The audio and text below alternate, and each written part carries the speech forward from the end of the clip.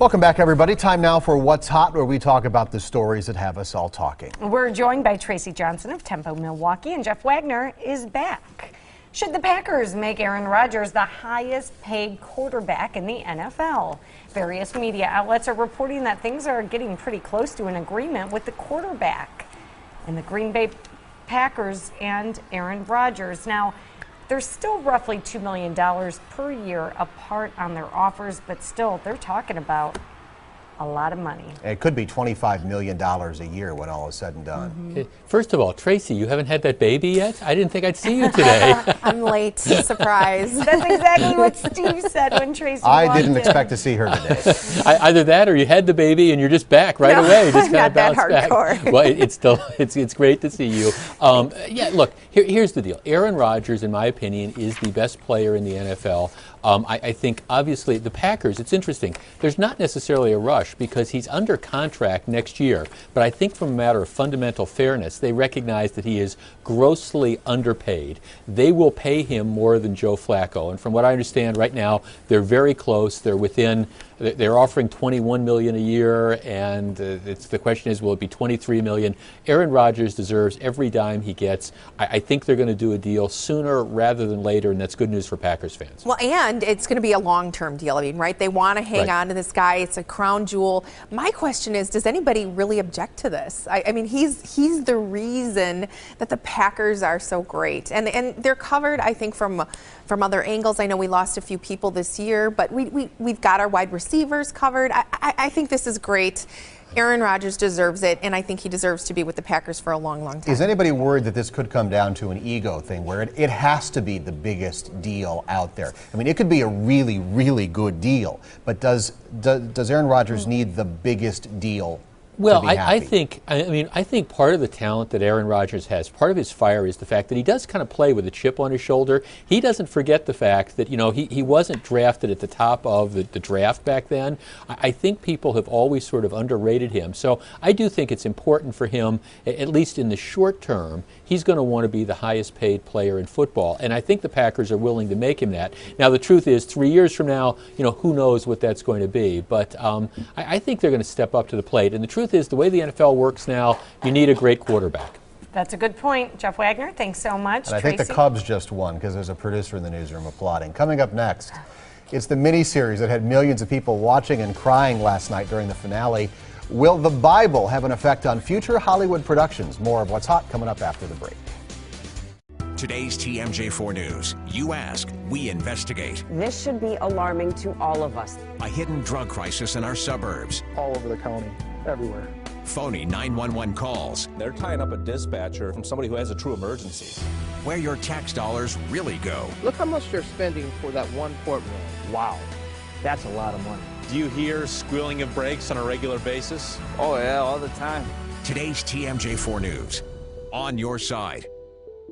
All right, so we're coming up to David's house, and Brandon is here under the pretense that he's doing some sort of interview for a documentary. He has no idea what's coming. You ready?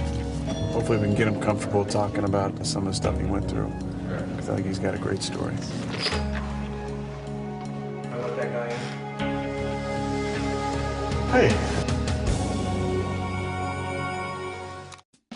Right now, buy one Eddie's East Premier Select Window Treatment and get one at 50% off. Call 877-4BLINDS for a free in-home consultation and buy one, get one at 50% off. Shop with confidence because Eddie's East has the Midwest's largest selection, a low price guarantee, and only Eddie's East guarantees you'll love the look of your window treatments or we'll replace them free. No questions asked. Call 877-4BLINDS today and buy one window treatment, get one at 50% off. Hurry, sale ends soon.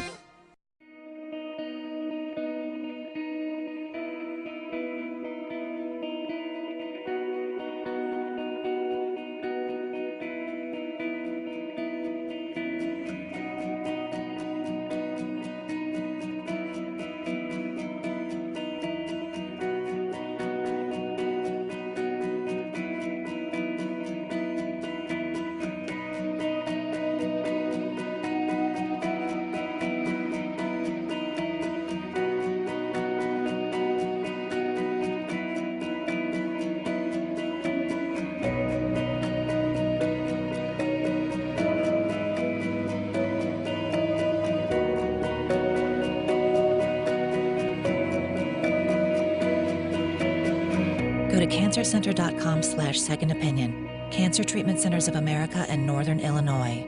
Care that never quits. Appointments available now. I love my new Champion windows. Champion's lifetime warranty is incredible. Right now, save 30% on windows and more. Guaranteed.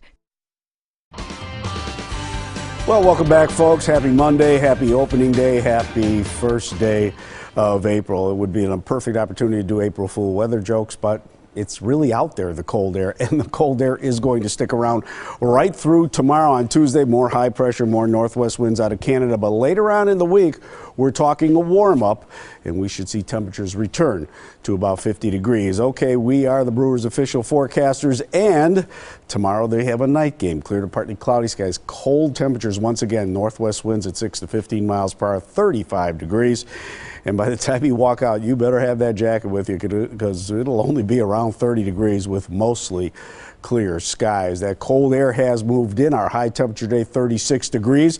April's coldest is 12 degrees. That happened 2 days after the 9-inch snowstorm back in 1982 that canceled the Brewers opener. So it has been worse in the past. There's those 20s and 30s for temperatures today. And again, temperatures staying right in the mid to low 30s everywhere across southeastern Wisconsin with 32 in West Bend, 31 Sheboygan, 33 in Watertown. In the warm spot right now, if you can call it that, 38 in Racine. The lows overnight tonight will drop to around 20 degrees lakeside, like Milwaukee, 19 Waukesha, 18 out in Watertown. We have clear skies in the forecast for tonight and lots of sunshine tomorrow. As you can see, the cold, dry air just scouring out the skies and keeping things at least sunny during the daytime hours. High pressure continues to push in that cold on Tuesday, but out to the west, we'll see warmer air pushing in ahead of a cold front. And this high, which will finally slip into the Ohio Valley, bringing back the southerly winds and temperatures back up into the 50s. So tomorrow, another warm one, 38 to 40 degrees in Milwaukee, 37 Madison, low to mid 30s up north, even though we see plenty of sunshine. So clear to partly cloudy skies overnight tonight. It will remain chilly, 20 degrees. Wind chills in the teens. Tomorrow, mostly sunny, breezy, and cold northwest winds, 10 to 15. Wind chills in the low 30s, high 38 tomorrow night. Clear, cold, 21, and into Wednesday, sunny, just a tad warmer, high 44. But we need to get it warmer, and that happens on Thursday with a little sunshine and 54 degrees. Friday, sunny to partly cloudy skies and 47. We'll see a chance for showers right on into the weekend. We stay cool for this time of the year, but still, at least we're in the upper 40s. Chance of showers both Saturday and Sunday. I'm still waiting for that big warm-up predicted by Climate Prediction Center for April. Steve and Melissa, I don't see it yet. Oh, it's not what I want to hear. All right, thanks so much, John. Now more of what's hot. Again, we're joined by Tracy Johnson and Jeff Wagner from News Radio 620 WTMJ. With the state Supreme Court election tomorrow, it's a good time to ask the question, should Wisconsin continue same-day voter registration? Now, both times I've registered to vote here in Wisconsin, I did it on Election Day. What's wrong with that? Well, I don't think there's anything. I mean, obviously, it's what we have in place, but I think that I think we should get rid of it, frankly, because I think it's part of our responsibility to be prepared for an election. I mean, it's the first thing that I do, or one of the first things that I do when I move is register to vote. I think it's part of our civic responsibility to be informed. Well, I think it's also it's the best way you have of dealing with voter fraud. I mean, the reality is Wisconsin is an anomaly. The vast majority of states, I want to say at least 35, I think as many as 40, don't allow you to register on the same day. Now, some require you to register 30 days in advance, some 15, some 10. But the idea is, once you register on that day, you cast your ballot, there's really no way, if you are registering fraudulently, if you're pretending to be somebody you're not, if you're not entitled to vote, there's no real way they have of checking on that before you cast the vote. And in very, very close elections, yeah, it has the potential to sway things. So I guess I say, you know, why doesn't Wisconsin become more like the other 35 or 40 states that require you to register a brief time in advance? Well, in fraud aside, I mean, I look at voting as a right. It's a right that you should be able to vote. I think it's also a right that you should be able to own a gun and bear arms, but you still need to go through the proper registration and the proper steps. So, you know, I don't think that they're inextricably connected. All right, on to our third topic. The miniseries The Bible ended last night with Twitter buzzing over how moving the episode was. Will the show's success mean more religious-themed movies and shows in Hollywood? And why was it such a hit? Well, I mean, first of all, finishing on Easter Sunday can't hurt. Right. But that's, at the same time, the truth is these things are cyclical. I mean, for a long time ago, you had movies like The Ten Commandments, which were like box office hits, and then nobody wanted to touch religion for the longest period of time. I think you might see a bit of a resurgence. Here's the other thing, and I hope people don't misunderstand what I'm about to say. The Bible contains some really great stories. I mean, just some really great stories, even if you remove the religious aspect of it. I mean, David and Goliath, what a great story. The story of Noah, what a great story. Yeah, I think because television has a lot of copycats, I do think the success of this miniseries will lead to others. I'm not sure what they'll be, but I think there'll be others. Well, I don't think it hurts that Mark Burnett was the producer of this series. I'm sorry? The Survivor guy. Yeah, the Survivor guy. I mean, it's a great production. I think largely that this population is underserved. These are family topics, to your point, great stories. And with the Pope and all these conversations, the timing is great. Look at Passion of the Christ. Which was so popular a few years ago. I mean, it was a #1 movie forever. All right, we're out of time. I preferred the book. We'll take a quick break. We'll be right back. Touché.